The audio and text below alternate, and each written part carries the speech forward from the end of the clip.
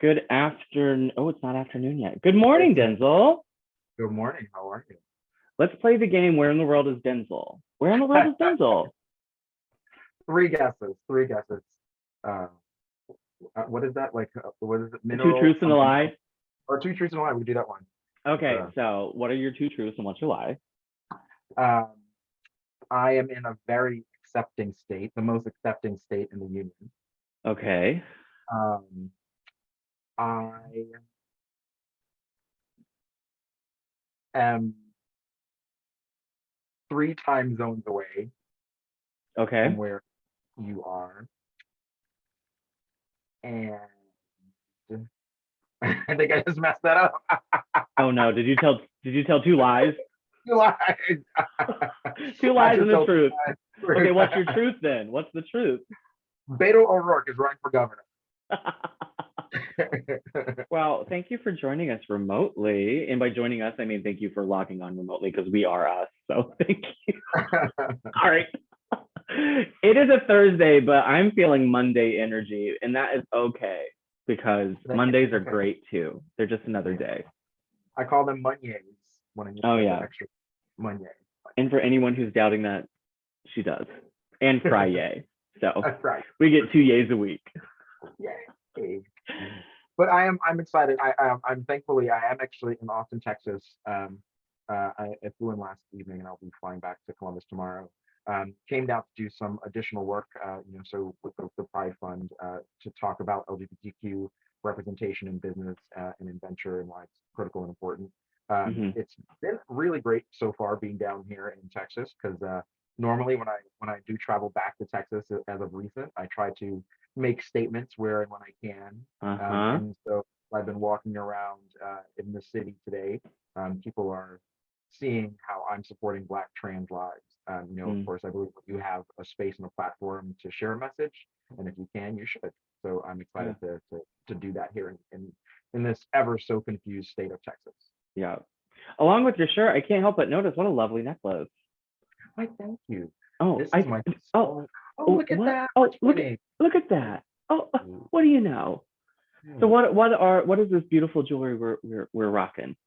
Well, we got to harken back to Pride Month. Mm, Although our Pride is 365, we did celebrate Pride this year in June, as we have been, and we were privileged enough to partner with, or I guess be gifted, mm, these wonderful pieces from one of our board members, Carol Manley. Her brother, and name is running away from me at the moment, but her brother is an artist who's based in New York. And mm-hmm. he crafted a number of Wow. these small Columbus pieces for us to help raise some funds for the organization in support of the community. So it's a limited series piece, and some of the members, people who join our Pride Circle, which is our largest donation level, may be Mm-hmm. able to receive one of these gifts. So if you're interested in joining at the supporter Pride Circle level, please check out our website and maybe you'll get one of these wonderful gifts. But all of our Beautiful. team members currently have one, and it's a joy to see everyone wear them when they're in the office and around the world. So when I'm not there, I do generally try to wear it. Yeah. And exactly as that happens, people ask about it, and I have an Mm-hmm. opportunity to talk about Stonewall Columbus. Yeah, I love it. It's really funny. I made the joke because Denzel also gifted generously all of us these beautiful Pura Vida bracelets. So if at any given point all of the staff members in the office are wearing matching friendship bracelets and or necklaces, so it makes my little gay heart so happy. Okay, so let's get down to business. Update. We're going to forego center updates just because we want to respect the time of our guests. We are Yes. having a conversation with just some updates about monkeypox. So if you are tired of hearing about it, well, guess what? You're going to learn some more. We can never have too much knowledge. So we are being joined by Brandon Chapman from Columbus Public Health, the coordinator for LGBT services, and then Dr. Olivia Nathan, who is a pharmacist within Equitas Health System's King Lincoln location, but also has done a lot of amazing advocacy work for marginalized identities, specifically really uplifting the experiences of Black women. And I'm sorry, you were getting ready to say something, Denzel. Go ahead. No, it's okay. I was going to say there's one thing before we brought them on that I wanted to make Yes, sure yes, we yes, please do. just one thing, we are, a center, brand new center. Our center is 3 years old. And I just wanted to let people know that we are starting to safely welcome people back into the center. And Yes. one of the ways we're doing is that we'll be hosting happy hour, building tour, open house sort of event Yes. on the 18th of August. Yes. So want to invite folks out to that on the 18th of August. And that is from 5 to 8. There it is. I think it's 5 to 8. So stop on in by the center from 5 to 8, grab a beppy, take a tour of the center, see what's Yep. going on. Come hang. So come hang. And that'll be a busy Thursday. We've got other events happening that night as well. But I Yeah. just want to make sure I've had opportunity to do that plug. Of course, of course. And even if you've been to the center, still come. Still come, yeah, please. Yeah, and it will be a reoccurring event. It's going to be our timeout Thursdays, and you can check our website for more information or sign up for our newsletter to receive updates. There it is. New friends silver, old friends gold. We want all of you in our treasure box. Yeah. All right. So without further ado, I'm going to welcome our guests back in.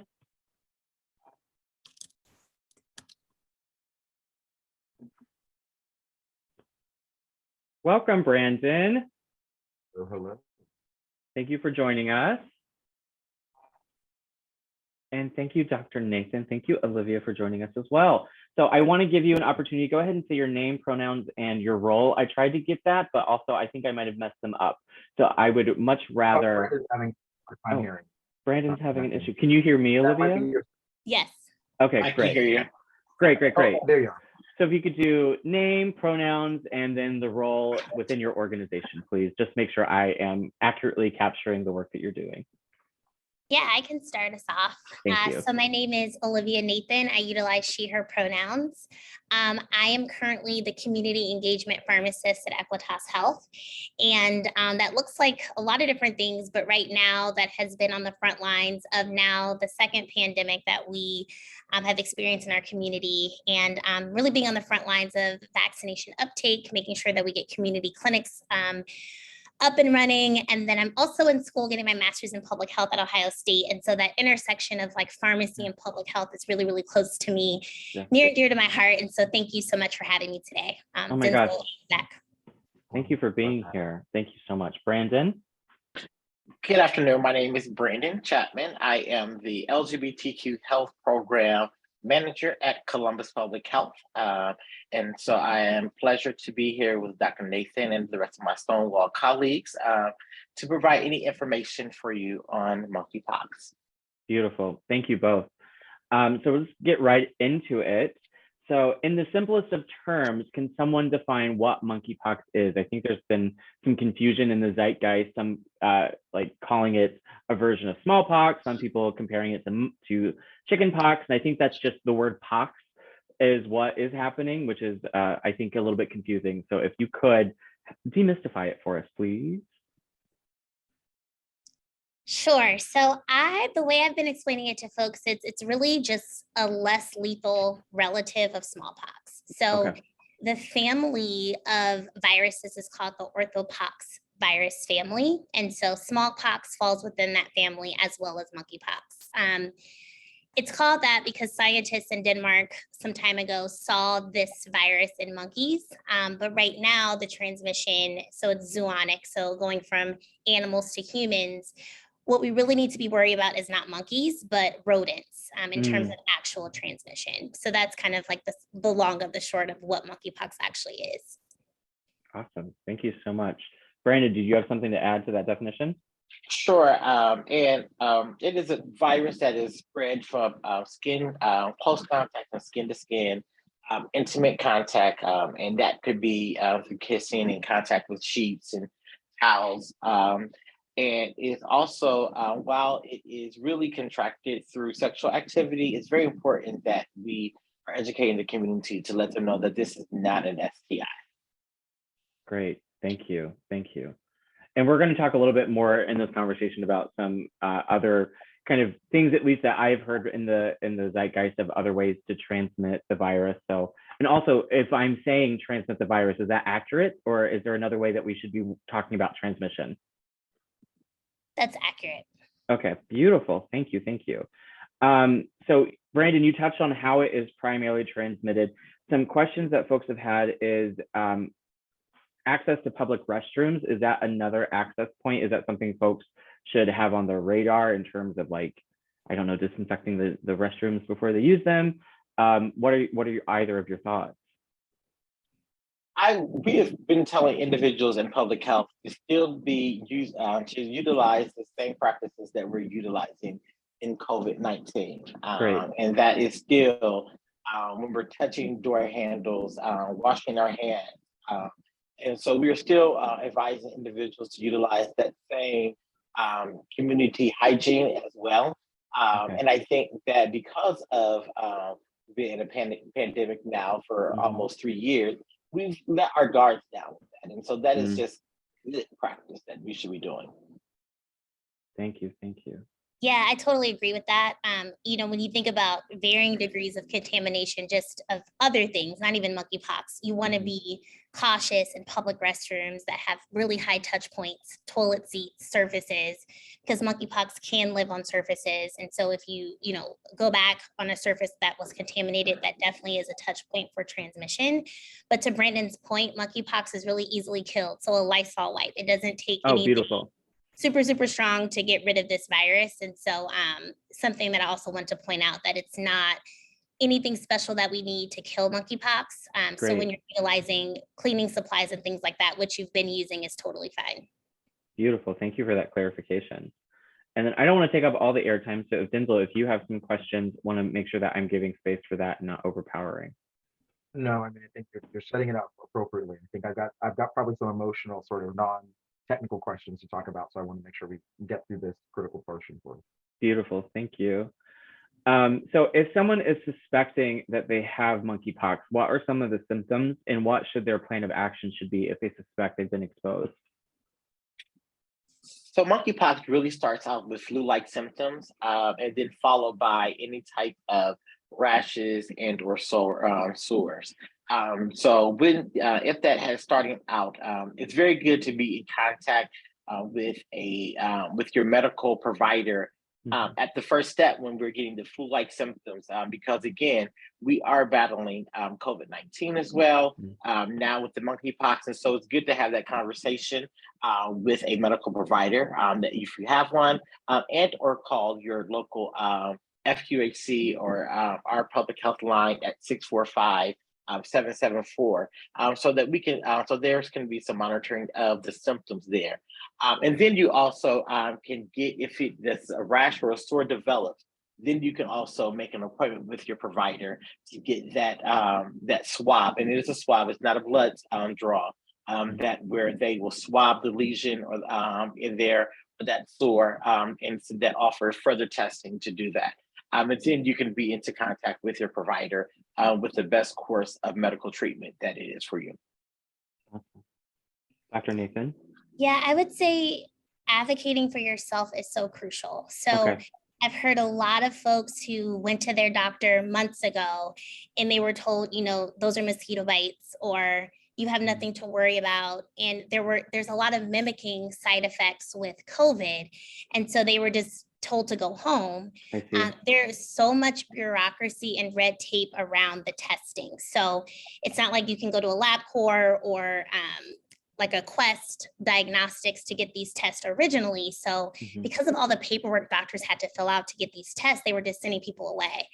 And then what happened was it was truly monkeypox, right? And so how much did this disseminate into our community? So I would say, doctors are well trained, but, advocating for yourself, pushing back, saying, no, I think this is something else is going to be really important.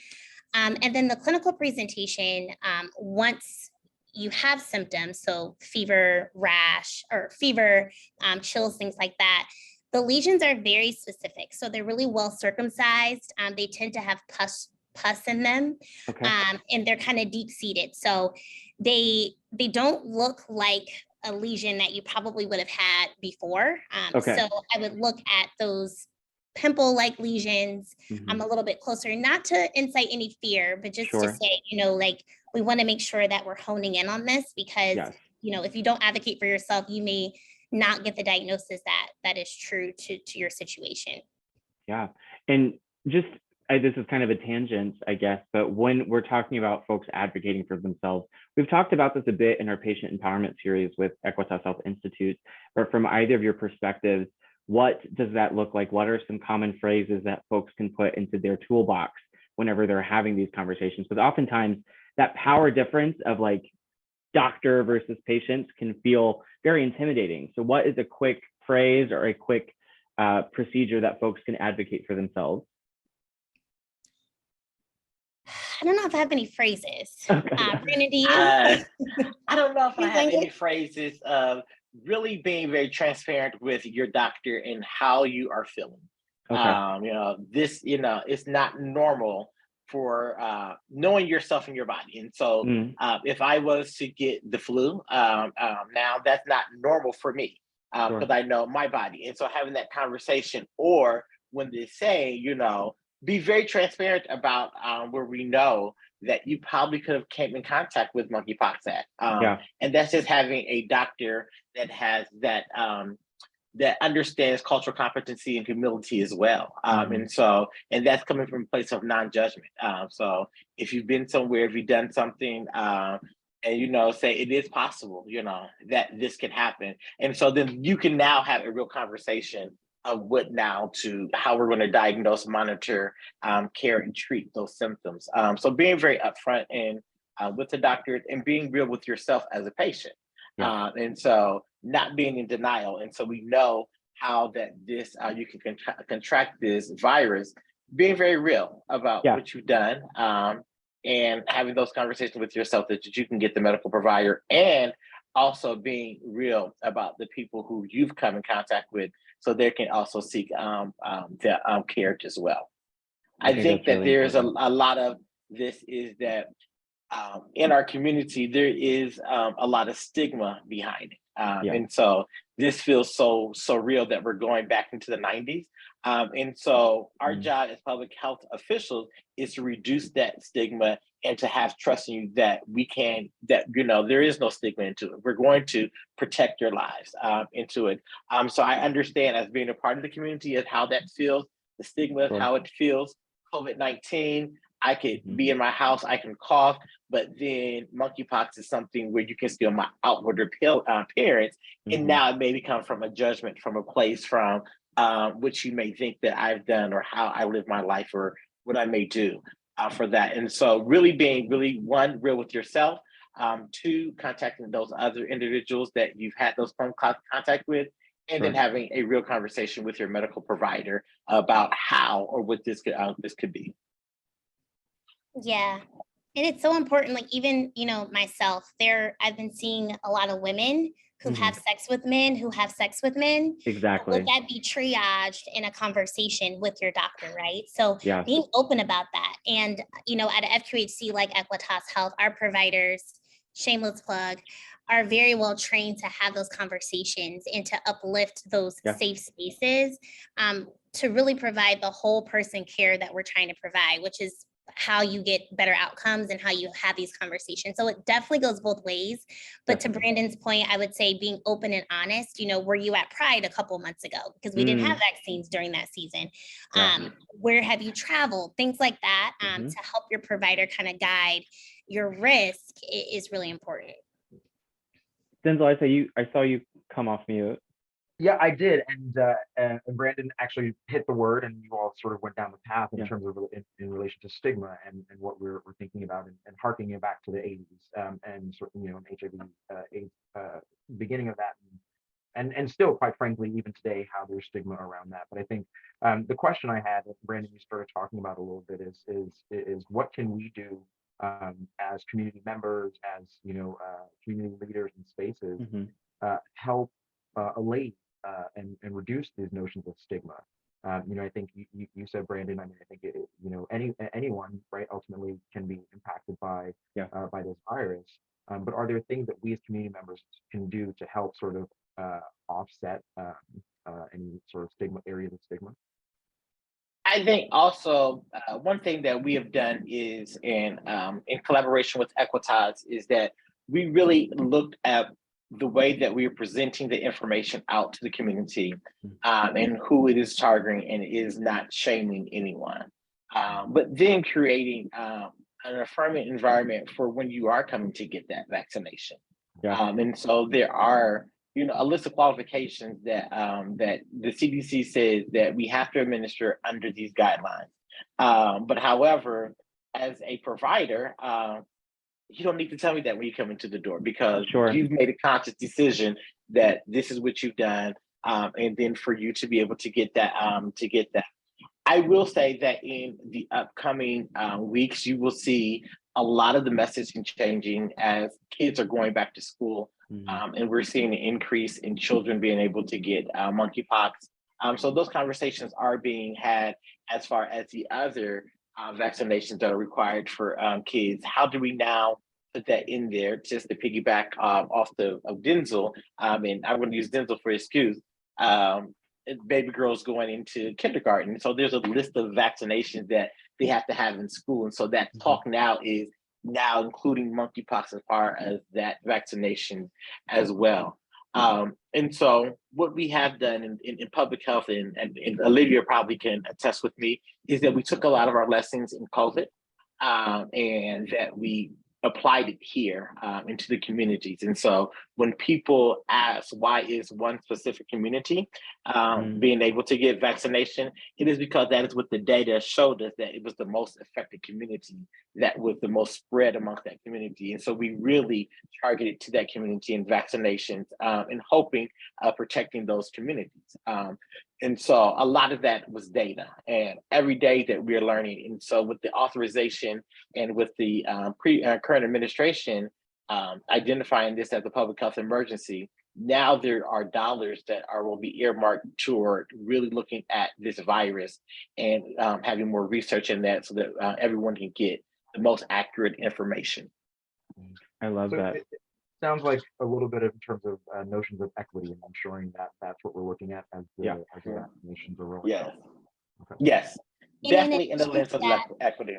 Oh, sorry. And in addition to that, there's different types of stigma, but when we think about systemic stigma and reduction of access, Columbus Public Health and Equitas, we literally went to Club Columbus. It was a targeted effort to reduce any type of access issues. Yeah. And then I would also say there's so much internalized stigma that exists within communities that are marginalized. So calling up your friend and saying, hey, let's go get this vaccine together. I'll pick you up. If you have somebody in your community who struggles in that way, I often find for my patients that goes a long way for folks who deal with that internalized stigma, where they don't want to be alone, or they feel more comfortable in groups and in spaces that are going to affirm them. I love that. Thank you both so much. So the notion here in that too is also sort of lean on a friend, turn to a friend, right? To help again, I think, in this notion of removing stigma from it. Like it's okay to call a friend and talk about it. They can be supportive of you in this moment, but also it may be easier to go with a friend, right? To sort of something like that, especially as we harken back and think to again recent things of COVID and also HIV, and how that could have been such a very lonely thing. So really making this more of a community effort to connect with each other and be supportive. I love it. Thank you. Thank you all. I love the way that conversation turned. The original question was, what are some things that folks could have in their toolbox when they're advocating for themselves? I think that we've listed off everything from reducing barriers to access, so making sure that whenever we are accessing vaccines, we've come up with a toolbox, like a strategy.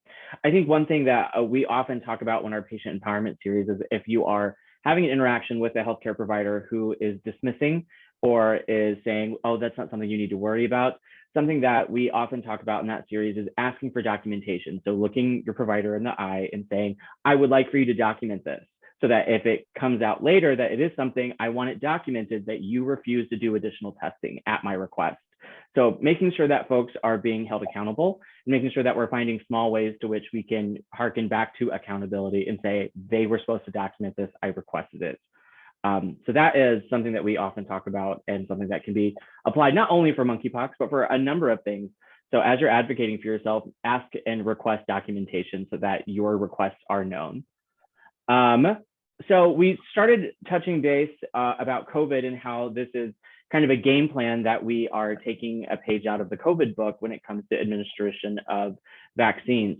So around the conversation of vaccines, as a patient who received the first dose of the monkeypox vaccine, what the messaging I received was asking if I had received a vaccine in the last few days or if I'm scheduled to receive a vaccine later. So as we're getting closer to flu season, as well as we are becoming more eligible for COVID boosters, what is the science or what is the reasoning behind not getting vaccines closely together? So for monkeypox, so the Jynneos vaccine specifically, we want to not delay anyone getting, Moderna, Pfizer, any type of mRNA-based vaccine. But the data does show in a specific population, which is adolescent young males, they might want to consider getting their monkeypox vaccination 4 weeks separated from an mRNA-based vaccination. And that's just because we saw an increased risk of myocarditis and pericarditis. So really that's just heart issues that can occur. So out of an abundance of caution, that's the recommendation. But when it comes to flu vaccines, no problem. So you could get flu vaccine and your monkeypox on the very same day. There is a new COVID vaccine coming out that's supposed to address new variants in our community. So if you're thinking about, if you fall in that category of a young adolescent male, I would think about separating those by 4 weeks for sure. Otherwise, they could be given without separation. Great. And then just for clarification, when we're saying adolescent, what is the age cutoff for that? I would say through mid-20s. What I would feel safe. Again, just my recommendation. So not to take the place of what your primary care physician would recommend, but I would say up until that age group would be sufficient. Yeah, I think that's an important conversation because oftentimes, completely unrelated, when we're talking about some resources in our community, we can say, oh, this is youth or this is adolescent. And oftentimes folks above 18 or 19 are like, oh, that's not me. And it's like, no. We need to extend that adolescence. We need to think of it from a developmental space, not from an age space. So thank you for clarifying that. Do you have anything that, go ahead. Oh, I'm sorry, Zach. When you fill out your paperwork, just registering for your vaccine, there are some questions that you'll have to answer. So that most of the time will be caught before any healthcare professional would give you a vaccination at the same time. So I wouldn't worry too much about that. Lean on your healthcare provider to help you with navigate that space. Fantastic. But again, having the open communication. So making sure that, yes, it's documented in your chart, but also if you know you've had the vaccine, we need to be truthful because these things are important. Brandon, do you have anything to add before I move on to the next question? No, I'll let the doctor handle that one. There we go. I don't give out medical advice. Well, thank you. So a lot of the questions that I have on my little list here, we've already touched base. We've talked about the MSM focus that's based on data and based on not identity, but based on action and based on where diagnoses are taking place. So thank you for touching on that, Brandon. And then my final question is, if someone is worried about contracting, so not so much the action-based, but we're talking about the emotional base, what advice do you have for someone who is maybe fretting a little bit about monkeypox? I think there's definitely a sense of what I've always told people, especially in COVID, is to have a action plan. And so that is where you're identifying individuals who are able to either bring food, things to you, drop it off on your door, people who you can FaceTime with, constantly check in on you, identifying that. Because this is, again, a place where we're asking individuals to isolate up to 4 weeks. For that. And so 2 to 4 weeks, definitely 2 to 4 weeks, and depending on how that rash and that sore dries out over the skin. So the emotional portion of that is that we're asking individuals to isolate from that again. So really having that conversation amongst friends of who can we all take care of in our community, knowing that our population, especially the LGBTQ population, we experience higher rates of isolation for different reasons. So really having that conversation of identifying in your life of who can do that. And that is just not for monkeypox, that is for anything. If that's for COVID-19, I knew that when COVID-19, this variant began to really really to fly across our city, Mhm. I knew to go get, some Tylenol, yada yada, and who to call on, if I needed things to drop off on my door, Yeah. because we were living in that pandemic. And so same thing with monkeypox, as I would advise with anything, just begin to have a plan, and just don't think, oh, it just cannot be me. Anything could happen just for planning. And so proper planning with that, making sure that you have that taken care of amongst each other, amongst your community of friends that you have. Beautiful. Yeah, I would say, this outbreak has really showed me how much we need to grow in the sector of public health. We really need to beef up our response, but when monkeypox was declared a public health emergency, that allowed people to mobilize together. Federal funds have been disseminated. So we have so many hands on deck right now, albeit late, in response, whether that's from a testing perspective, a treatment perspective, or a vaccination perspective. So I would say that we are working very hard from a public health perspective to mobilize, bring together resources. So you should see the access and the availability increase very in a large way over the next couple of weeks. So if you feel like all the appointments are taken up, I can't get a vaccine, I'm hitting a brick wall, that should change very rapidly in the next couple of weeks. I would also say, with COVID, we saw folks dying at a pretty rapid rate. That's just not the prognosis with monkeypox. So we're not expecting people to pass away.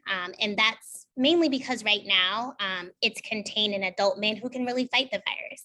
But if it jumps to populations of children and seniors, that outlook could very quickly change. So keeping that top of mind, doing all the things to protect yourself, having an action plan to Brandon's point, but just keeping in mind that this is a very painful experience for people, honoring their humanity.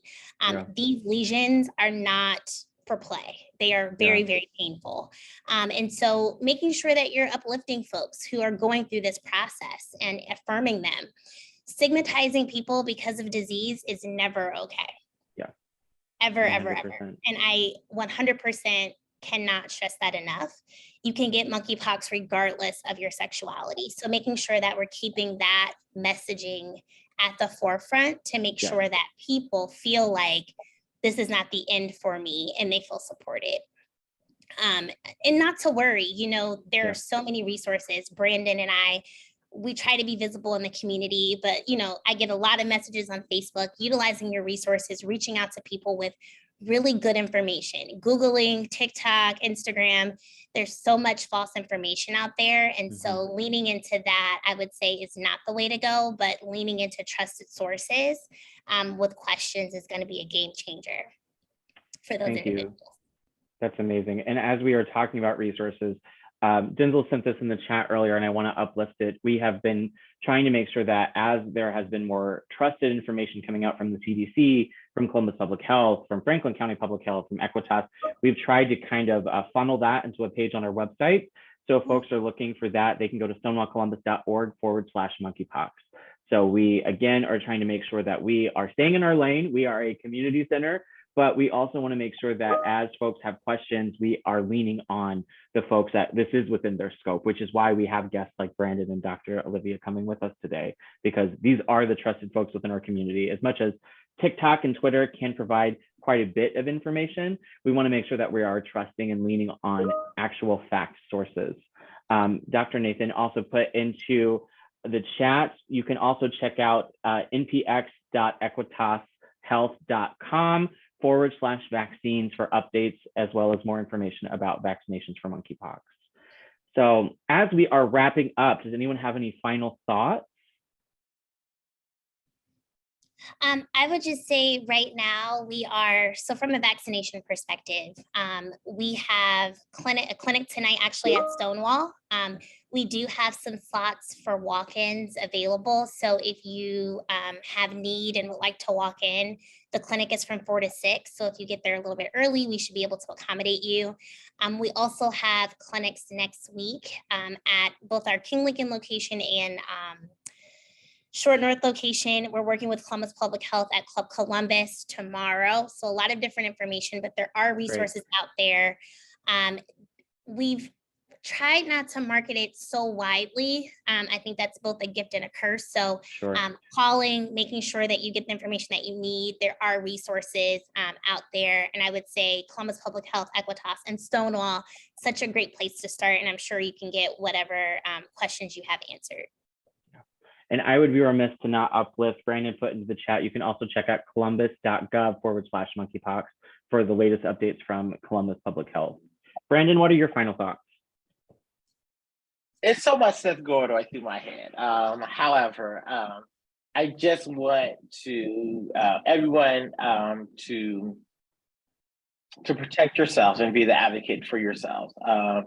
Again, be very truthful with yourself, and because we've lived in a world where we have fought to be body positive and to be free, and so this kind of puts that back to the I don't know if I want to touch, or I don't know if I want to go to market days in in Chicago, and so all of those does come into the play of how we live, work, live, and play, and so take care of yourself, but also take care of the community around you, and so whether that is having table talk conversations where you're at the bar, whether you know someone of how they interact with other individuals. And it's okay to put that to the side and say, you know what, you may want to look at protecting yourself.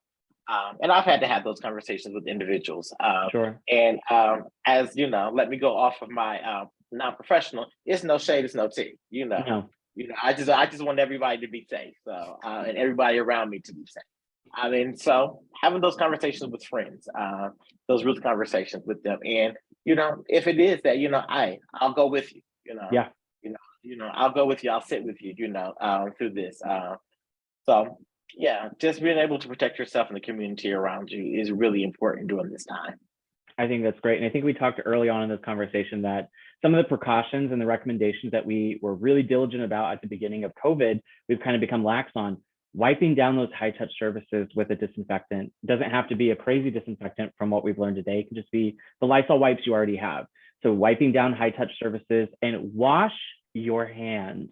I have literally made it a practice whenever I feel safe in a public restroom. If I see someone going for that door, I go, no. The sink, I was like, you missed the sink. The sink's right there, not the door. You missed the sink. So that's been uncomfortable, but also I'm not about it. Small little ways to promote public health in the bathroom. Definitely. Yes. And Denver, what are your final thoughts from all the way from Texas? I just first and foremost appreciate all the work that everyone is doing. I think not singularly those of us on the screen, Brandon, Dr. Nathan, and you included, Zach. I'm just thankful for the time and energy that we are doing and putting behind us to ensure that the information, accurate information, or appropriate information, destigmatizing information, is put out, equitable information is put out there. So I thank you all for that. I think we've hit all the things, right? I think we understand that this is not a moment to sort of point fingers. This is a moment to call in family, to be as inclusive as we possibly can to ensure that the most of us are protected, so that we can protect the rest of us in this important moment. So I'm just thankful for that, and I'm even a little bit more thankful that as a city, as a region, as a county, Columbus is looking at sort of the delays and missteps of other cities and counties, and we're trying our best to mitigate some of the issues and concerns that we've seen in other places. And so, as we all know, right, when you know better, you do better. And I'm pleased to see that we are trying our best to do better in our community, and I hope that we'll continue to sort of keep each other accountable and moving forward in that space. So, thank you all. I'm so thankful and grateful. That's what I got. So I echo all of that. Thank you. I know that this is an immensely busy time, but we appreciate the time that you've taken to provide some education for the folks who have tuned in to this month's edition of At the Center. So again, thank you, everyone. We've listed off quite a few resources. Those will be on our website. You can find the links to Equitas's information about vaccines, as well as Columbus Public Health. If you want to go to one spot, you can get it off of our website, but definitely stay informed and don't stigmatize it. come on, we can't be stigmatizing health. Also, first and foremost, I don't care if it's just a cold or whatever, isolate, just don't go out in public. The world will, we are just all little specks on a tiny rock and an immense amount of universe out there. So your little cold is not going to be the end of the world. If you don't feel good, stay home because you're keeping other people Take safe. care of you. Take care of you. 1000%. So from everyone here at Stonewall, as well as our good friends from Columbus Public Health and Equitas Health, thank you for tuning in on Facebook. We really appreciate it. And until next time, goodbye, everyone. All right, now I need to disconnect it. There it is. We'll cut that off of the recording.